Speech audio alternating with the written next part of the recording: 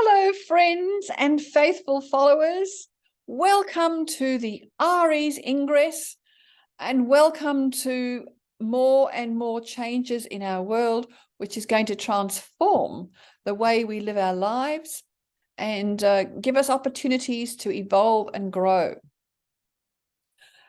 So at this Aries Ingress, there are lots of energy shifts. The sun and the moon have moved into Aries or Aries, however you like to pronounce it. Pluto shifts into Aquarius tonight. What's happening for you? You probably practice preventative health care. Would you consider practicing or incorporating preventative law into your business activities? Uranus in Taurus suggests that new technological solutions for issues related to the earth will manifest. So check out the little soil bug that can generate electricity, discovered by scientists at Monash University. Now, Pluto's journey comes to an end this evening, but not without clearing up flaky financial systems. Silicon Valley Bank was not well structured and has failed. Will other banks fail? Let's look at that. Of course, yoga continues to be a focus to keep me healthy and well. And with a retreat in Thailand planned in June, I remind you all also about the benefits of good breathing practices. So let's look first at the planetary shifts. And when the sun moves into a new sign, it's called an ingress. And the Aries ingress, the sun moved into Aries, ruled by Mars, the planet of action. And for me, this is the beginning of the year and the time to set intentions for the next 12 months. Implement the plans that have been brewing and formulating over the previous month or so when the sun has been in dreamy, creative Pisces. So the sun moved into Aries on the very early morning of the 21st of March, that's Australian time, and adjust for other geographies. And of course, the mind could be in overdrive as Mercury is conjunct that sun in Aries, stimulating all sorts of amazing ideas. The sun is also in an out of sign sextile to Pluto in the final minutes of Capricorn, giving strong transformative energy to anything you do or think about. You will have the energy to dig out and discard what no longer serves you, to replace it with positive, creative energy, moving towards whatever goals you may have set yourself. But there's so much more going on. We are currently also experiencing the equinox, whereby night and day are equal before moving to the next solstice in June. And then there's a new moon that entered Aries yesterday morning. And this new moon is 0 degrees and is really about new beginnings, independence, courage, self-focus, and authenticity. Find the courage to do something new and different that takes you towards the goals you have set. It may be a personal achievement or a business work-related goal. Focus on creating a better version of your true self. The house position of Aries in your chart will point you to where the energy can be best used. And if you want some more guidance, contact me. I'll help you. And that is not all. Pluto, after nearly 20 years in Capricorn, moves into Aquarius in this evening of the 23rd of March local time. The energy of top-down control, governments and large organizations will shift to the will of the people, Aquarius. I'm fascinated to observe how this manifests. So we're having multiple energy shifts this week. And I'd be interested to learn what you notice. Let me know. But it's just the beginning. There's so much more going to be going on. And there will be continuing discussion about Pluto in Aquarius over the next year, as Pluto will be in Aquarius until 2043. Of course, some of us may well have transitioned by then. We may not see Pluto in Pisces. And then there is more. Pluto is making a square connection with the nodal axis, the pointer of our destiny. This connection, which energetically pushes for change, is active until October. And we can expect to witness and experience significant change in our world. These changes will not be sudden or unexpected necessarily, but rather the energy pushes gently but firmly for long-term change. Humanity has an opportunity to evolve and grow. This is not a time to be feared. This is a time to embrace the changes. When that pattern occurred in 1789, there was a fundamental shift in society. The monarchy had been overthrown, the French monarchy had been overthrown, and the power was more in the hands of the people. And there's every possibility that we're going to see much more of that this time around as well. Now, I wanted to speak about Sedna. What's Sedna, you say? So in recent times, scientists have discovered planetary bodies well beyond the orbit of Pluto.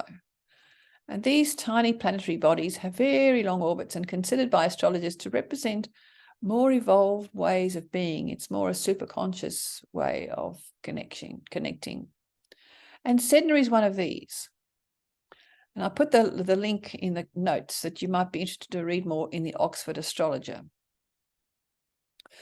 And while the topic itself is interesting, I mentioned Sedna because she's changing astrological signs from Taurus into Gemini, making a conjunction with the North Node in Taurus and a trine aspect with Pluto as he moves between Capricorn and Aquarius.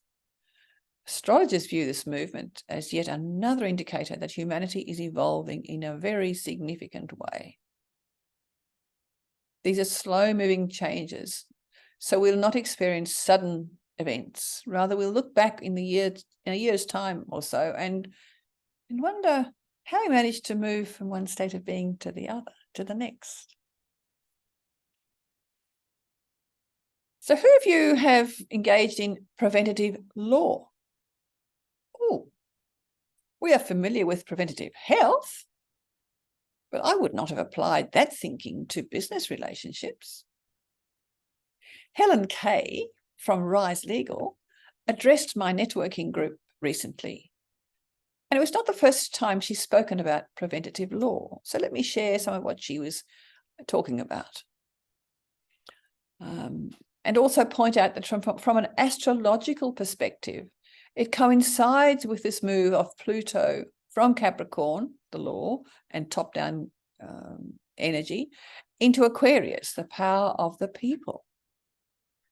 Capricorn does represent lawyers, large organizations, and top-down control generally. Aquarius is all about the people. So if you conduct a business of any sort, or if you know anyone who does, ask whether there are strategies in place to protect your business. Apparently, when legal contracts are drawn up, often clauses are deliberately omitted. So that there are loopholes to be exploited if things go wrong. So wouldn't it be better if we prevent that from occurring in the first place? We're all familiar with the high fees lawyers are able to charge for their expertise. And so for many, this is an activity to be avoided. But a bit like preventative health care, which also costs money, is it not better to work to remain healthy and well rather than be sick and be exposed to medical expenses that can be quite high? So preventative legal strategies will cost. That will be a lot less than the charges potentially attached to legal issues that need to be sorted out by lawyers in the courts at a later stage. So Helen asked 5 specific questions. And if you're answers to these, any one of them is no, perhaps you need to contact her. Do you have a trademark? Do you have legal terms and conditions of trading? Are there privacy clauses in your contracts? You may say, I don't even have contracts. Well, maybe you don't. Does your website show terms of use? Do you have formal contracts with your clients? So look, Helen is friendly and approachable, and she happily to give you some free time to start with. So I suggest you contact her for further information.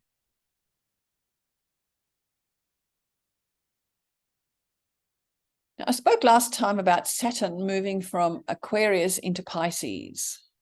So Saturn represents rules and regulations, and he changed signs on the 7th of March and will be in Pisces for around 2 or 3 years.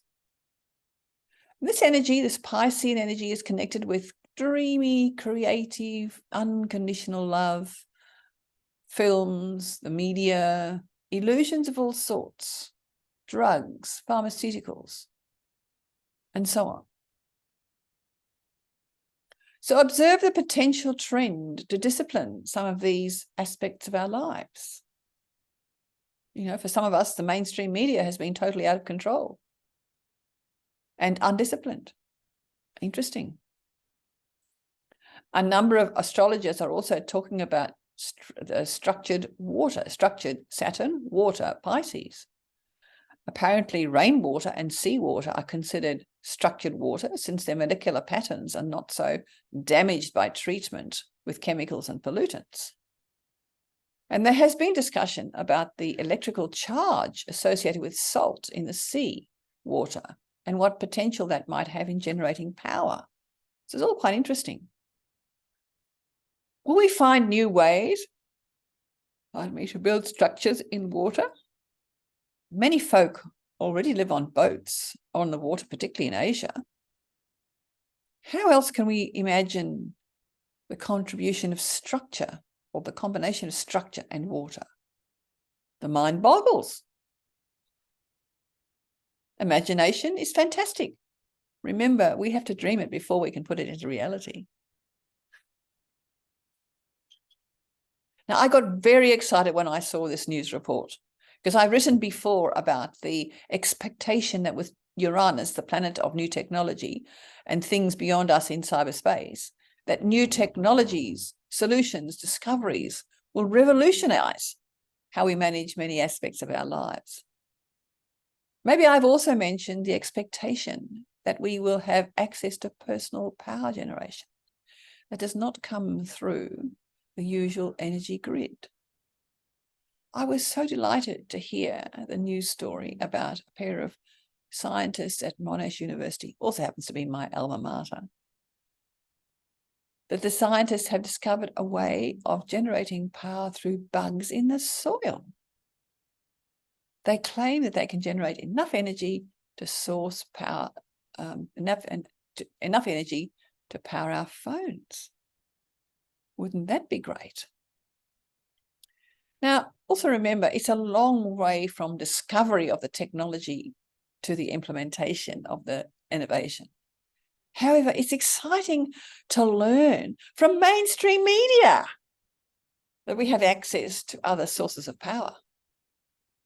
Now, this has been known for a long time, but vested interests have literally killed off new ideas that cannot translate into huge dollars for investors. Look out for more, and if you find anything, let me know.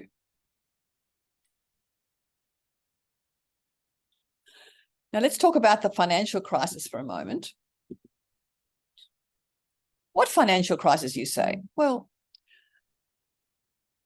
ever since January 2020, I've been expecting some form of financial earthquake, if you like. So in the last couple of weeks, Silicon Valley Bank, as the name suggests, focused heavily on US technology startups, and it failed. So during the COVID pandemic, SVP saw a surge in deposits as tech companies profited from providing entertainment and delivery services to people confined in their homes. And Silicon Valley Bank invested much of this cash into US government bonds, traditionally one of the safest types of investment. But the bank's troubles began when the US Federal Reserve started raising interest rates last year in response to soaring inflation, causing the value of these bonds to fall, and therefore the investment is diminishing. And the Silicon Valley Bank collapsed mostly because of a stupid rookie mistake with their interest rate risk management. They invested short-term deposits into long-term bonds. That's a no-no. When interest rates rose, the value of the bonds fell, wiping out the equity of the bank. And Silicon Valley Bank was the 16th largest bank in the US, and well connected to amongst the Silicon Valley elite, having a reputation for backing startups that larger institutions might consider just too risky. The US government has stepped in to guarantee existing deposits. But observers in the financial space seem to think that this will just manage the situation. I'm not sure that it will. This is Pluto at work, digging out the dirt and what does not work and what has not been set up in the right way. I expect that there'll be more in the financial sector that needs repairing. A few days after the demise of Silicon Valley Bank, I heard about Credit Suisse, and you may well have heard about this as well. It's a very large international banking institution. And the Swiss government stepped in to secure depositors to prevent the collapse of the bank. And since then, UBS, a very large organization, also based in Switzerland, an international banking organization, has stepped in to take over Credit Suisse. So that'll be very interesting to see what happens there. And while there may well be more fallout in European markets and American markets, I understand that the Australian situation is much better contained than in the US. And the regulatory incentives established by our Australian governing bodies encourage the matching of assets and liabilities, and it's quite prescriptive. So you've really got to toe the line. And as I mentioned before, since Pluto joined with Saturn and Jupiter in January 2020, the astrological community has been awaiting a rebalance of the global financial system.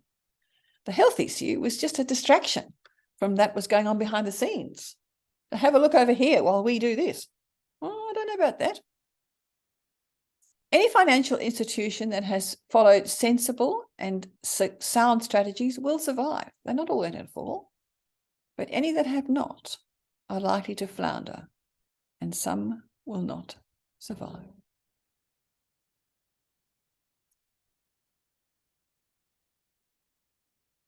However, the collapse of a major bank is a reminder to all of us to be mindful of how we manage our own money. Now, I'm not a financial advisor, but I do encourage everyone to have as little debt as possible. The mortgage is one thing, but having debts on credit cards is another. Pay off your credit cards when they become due if you can, and spend less than you earn.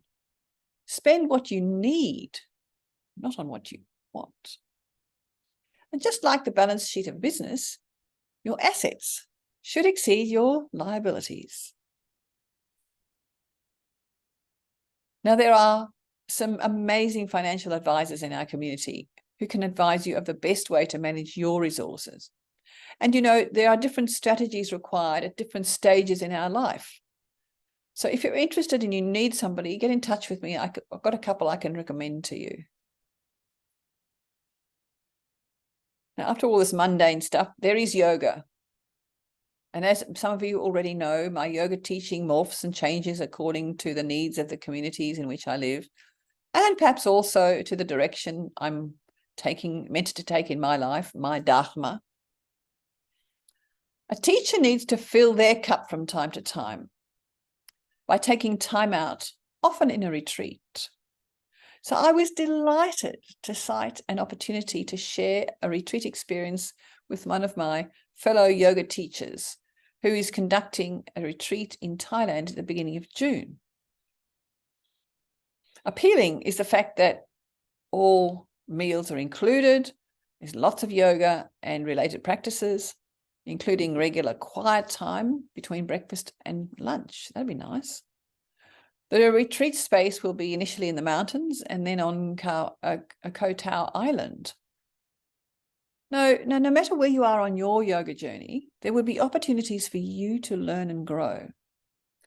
So I'll give you Mickey Space's email information. Contact him directly and find out more if you're interested. 10 days in June. In the chair yoga class I take on a Tuesday, I place much emphasis on breathing well. Because when your body is fully oxygenated, your brain is well fed and you can manage your body really well. So we practiced 4-4 yoga breathing, a technique designed to manage the rhythm of the breath, control the breath, and force concentration amongst the many other benefits. It was well received, especially by a lady who suffers from asthma, which I've had all my life. And some people are persuaded to take puffers and other medication to manage the condition, instead of treating the causes. What does cause asthma? But no matter what, correct breathing can make a big difference. That's all for now, folk. Till next time. Bye for now.